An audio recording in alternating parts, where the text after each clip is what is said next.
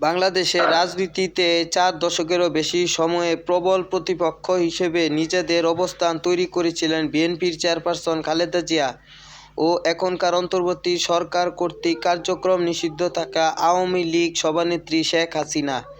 তবে 2007 সালের সেনা সমর্থিত তত্ত্বাবধায়ক সরকার ক্ষমতায় আসার পর ওই বছরের 16 জানুয়ারি শেখ হাসিনাকে চাঁদাবাজির মামলা দিয়ে গ্রেফতার করা হলে তার মুক্তি জানিয়ে তখন বিবৃতি দিয়েছিলেন খালেদা জিয়া।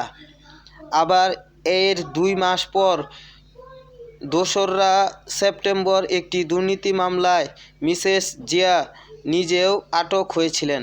তখন আওয়ামী লীগের ভারপ্রাপ্ত সভাপতি জিল্লুর রহমান খালেদা জিয়া ন্যায় বিচার পাবেন বলে আশাবাদ ব্যক্ত করেছিলেন সংবাদ মাধ্যমের কাছে।